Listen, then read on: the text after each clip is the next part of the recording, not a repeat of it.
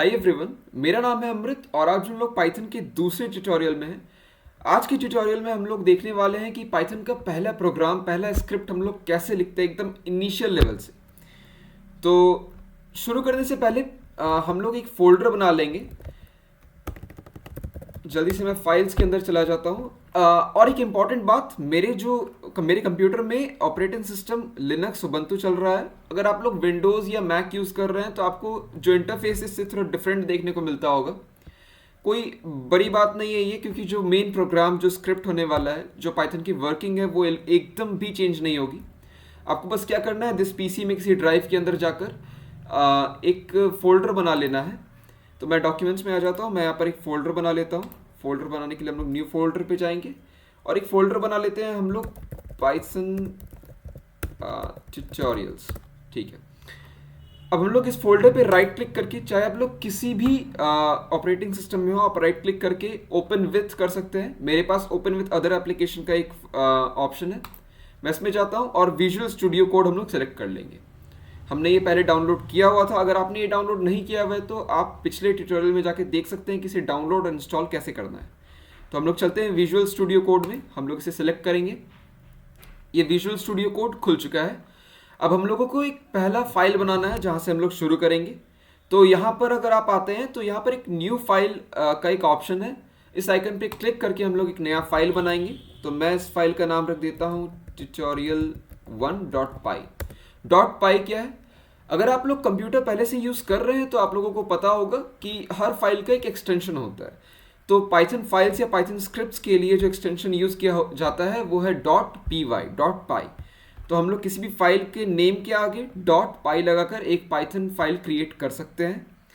तो जब हमने फाइल क्रिएट कर लिया है तो आप देख सकते हैं कि यहाँ पर एक पाइथन का आइकन भी आ गया है, एक लोगो आ चुका है पाइथन का। तो इसका मतलब है कि ये फाइल तैयार है। अब हम लोग इस पर स्क्रिप्ट लिख के हम लोग रन कर सकते हैं। तो आज हम लोग क्या क्या देखने वाले हैं, हम लोग एक बार यहाँ कमेंट्स में लिख लेते हैं। स्ट्रिंग्स, इंटीजर्स और एक बेसिक सा फंक्शन है प्रिंट फंक्शन। तो हम लोग पहले स्ट्रिंग्स और इंटीजर्स को टारगेट कर लेते हैं। क्या होते हैं स्ट्रिंग्स और इंटीजर्स? स्ट्रिंग्स और इंटीजर्स बहुत बेसिक से डेटा टाइप है, किसी भी लैंग्वेज में होते हैं। तो स्ट्रिंग्स क्या है? स्ट्रिंग्स हम लोग बहुत ही बेसिक से डेफिनेशन में रहते हैं, ज़्यादा इंग्लिश डेफिनेशन हम लोग नहीं देखेंगे क्योंकि हम लोग को प्रैक्टिकलिटीज़ में रहना है। स्ट्रिंग क्या है? हम लोग जो भी सेंटेंस या वर्ड या कुछ भी जो भी हम लोग एक डबल कोट्स या सिंगल कोट्स के अंदर लिखते हैं उसे हम लोग स्ट्रिंग कहते हैं। जैसे मैं एक डबल कोट्स खोल लेता हूँ, इसके अंदर मैं लिख लेता हूँ माई नेम इज अमृत। जब मैंने ये लिख लिया तो इसका मतलब है कि ये जो सेंटेंस है माई नेम इज अमृत, ये एक स्ट्रिंग है क्योंकि ये डबल कोट्स के अंदर है। इंटीजर्स क्या है? बचपन से हम लोग देखते हैं इंटीजर्स क्या होते हैं, हम लोगों ने पढ़ा है ये मैथ्स में। इंटीजर्स क्या है? 1 2 3 4 5 6 7 8 जो भी नंबर्स हैं 0 से लेकर इन्फिनिटी तक, वो इंटीजर्स होते हैं। इन्फिनिटी ऑफ कोर्स हम लोग प्रोग्रामिंग लैंग्वेज में यूज़ नहीं करते हैं, बट जो भी डिफाइंड नंबर्स हैं वो इंटीजर्स होते हैं यहाँ पर। तो हम लोग स्ट्रिंग्स और इंटीजर्स जानते हैं, बेसिक हम लोग कंप्लीट कर चुके हैं स्ट्रिंग्स और इंटीजर्स के बारे में। आगे चल के देखते हैं प्रिंट फंक्शन क्या है और वो किस तरह से काम करता है। प्रिंट फंक्शन पाइथन में एक इनबिल्ट मतलब प्री डिफाइंड, जो पाइथन लैंग्वेज में पहले से बना हुआ एक फंक्शन आया है, वो फंक्शन है प्रिंट फंक्शन। और इसका यूज़ क्या है? तो जब भी हम लोग कुछ स्क्रिप्ट से एक आउटपुट चाहते हैं, जब भी हम लोग किसी पाइथन स्क्रिप्ट से या किसी भी लैंग्वेज के स्क्रिप्ट या प्रोग्राम से कोई आउटपुट चाहते हैं तो हम लोग प्रिंट फंक्शन यूज़ करते हैं। प्रिंट फंक्शन अलग अलग तरह से अलग अलग लैंग्वेजेस में है। जैसे पाइथन में प्रिंट है, सी या सी प्लस प्लस अगर किसी ने पढ़ा है तो प्रिंट एफ या सी आउट आप लोगों ने पढ़ा होगा। तो हम लोगों को प्रिंट फंक्शन पाइथन में यूज़ कैसे करना है? हम लोग लिखेंगे प्रिंट, जो मैंने यहाँ पर लिखा हुआ है, ब्रैकेट्स खोलेंगे, पैरेंथेसिस, और उसके अंदर अगर हमें स्ट्रिंग प्रिंट करना है तो हम लोग डबल कोट्स के अंदर वो स्ट्रिंग लिख देंगे। जैसे मैं यहाँ पर लिख देता हूँ माई नेम इज अमृत। जब मैं ये लिख लेता हूँ तो यहाँ पर एक रन का आइकन है, आप देख सकते हैं। हम लोग इस आइकन पे जैसे ही क्लिक करेंगे ये टर्मिनल खुल जाएगा और टर्मिनल के अंदर आप देख सकते हैं मेरा आउटपुट आ चुका है, माई नेम इज अमृत। जो मैंने इनपुट दिया था वो सीधा सीधा यहाँ पर आउटपुट आ चुका है। हम लोग इंटीजर्स भी इसी तरह से प्रिंट करा सकते हैं। इंटीजर्स को हम लोग डबल कोट्स के अंदर नहीं रखेंगे, इंटीजर्स हम लोग सीधा लिख सकते हैं, 7 8 जो भी लिखना चाहे। तो मैं यहाँ पर 8 लिख देता हूँ। तो ये किस तरह से प्रिंट होगा? माई नेम इज अमृत जो मेरा पहला प्रिंट फंक्शन था, उसके बाद प्रिंट फंक्शन, उसके बाद पाइथन इंटरप्रेटर इस लाइन पे आता है, लाइन नंबर 2 पे। और वहाँ पर देखता है कि फिर से एक प्रिंट फंक्शन यूज़ हुआ है, तो उसके अंदर में देखता है कि क्या है इनपुट, और उस इनपुट को वो सीधा सीधा यहाँ पर प्रिंट कर देता है। इट्स दैट सिंपल, कोई बड़ा लॉजिक नहीं लग रहा है यहाँ पर।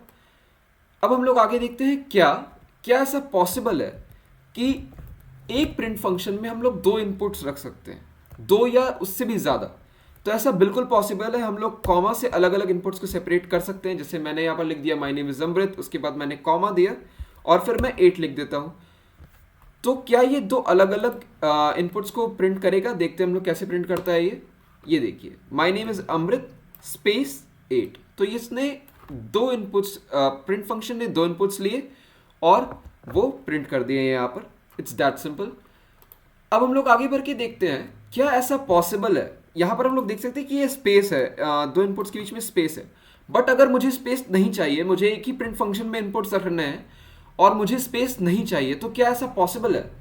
ये बिल्कुल पॉसिबल है। हम लोग क्या करेंगे, जब हम लोग सारे इनपुट्स प्रोवाइड कर चुके हैं प्रिंट फंक्शन को, उसके बाद हम लोग कॉमा देकर लिखेंगे SEP सेप।